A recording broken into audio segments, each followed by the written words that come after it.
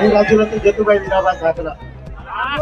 આજે અમરીશભાઈ અને માયાભાઈ મારી જમીન કરોડો રૂપિયાની રાજુલા રોડ ટચ જમીન બિનપાત્ર દસ્તાવેજ કરાવી ભરતભાઈના નામે કરેલા. જો એની પૂરી તપાસ થાય તો તમારું નવનીતભાઈ નું તો કાંઈ નહીં, એવું લેન્ડ લેવલ નો કેસ લાગે. 2007 માં અહીંયા બેઠેલા બધા પૂરી તપાસ કરાવો એવી હું તમારી પાસે આજે ઓલું કરું છું. તો કે ઓલી જમીન અમારા આધાર પુરાવા ના જ કર્યા છે. આજે 2007 થી જમીનનો કબજો મારી પાસે છે.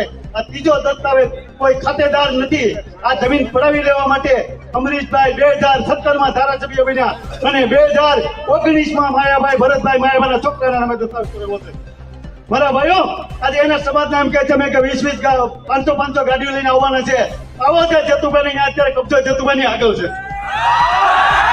હાથ બંધ કરી દીધો છે ભાઈ. પણ તમારા જ બારિયા વકીલ છે, તમારા સમાજના મારે કેવું પડે, બહુ દુઃખ સાથે વાત છે. છેલ્લા સેટિંગમાં આવી ગયા, મારો હુકમ નીકળી ગયેલો છે કારણ કે બિનપાત્ર દસ્તાવેજ છે. આજે બધા રજૂ ચાતે કોઈ હાજર થયા નથી.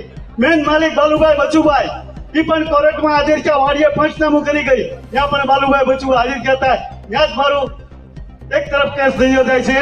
પણ છતાં આજે આ લોકોની એટલું નેટવર્ક ઊંચું છે કે આજે તમને કહું કે આજે કોઈને આમાં ખબર નથી પડવા દેતા. આજે પોલીસ ખાતું એનું. આજે હું તમને કહું છું કે નવનીતભાઈ નું તેને ખાલી એટલું દુઃખ લાગ્યું હતું કે બરાબર કે એના મા બાપાએ માફી માંગી છે. હું એમ કહું છું કે માયાભાઈ ચોર છે, ચોર છે, આજે મારા ભાઈઓ આજે તમે એને અહીંયા વકીલ સાહેબ મેં જોઉં છું ઘણી વાર, તો મારા પર મોબાઈલમાં જોઉં છું બરાબર.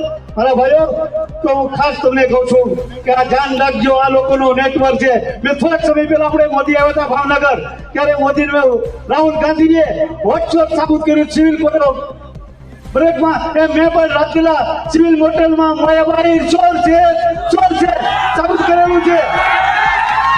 તો આજે જો આ તમારું કઈ નથી, જો તમે એક હાજર થાવ તો ભરતભાઈ નાયાભાઈ ને લેન્ડ કેસ લાગે એમ છે.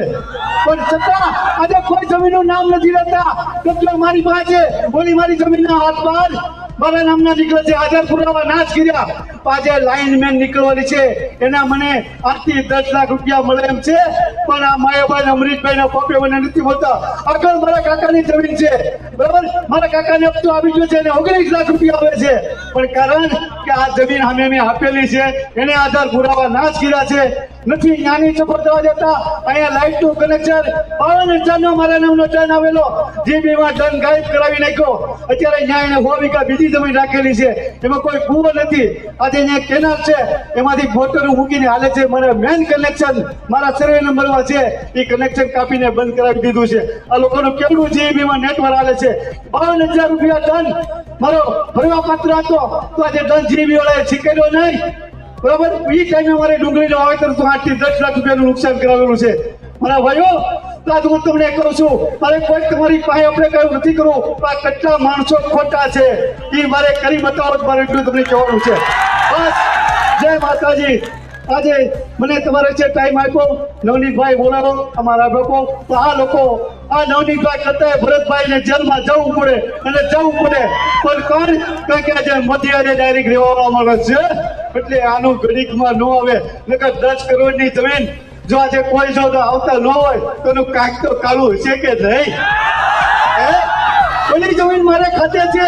આજે 20 વર્ષ જો બેઠો જાઉં તો 500 ગાડી લઈને એના સમાજના કઈ ત્યાં જાઉં.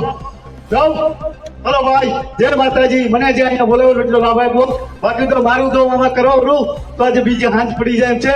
આ લોકોનું એટલું બધું ખોટું થયેલું છે. પણ આજે તમે ભાઈ ધ્યાન રાખજો. જય માતાજી.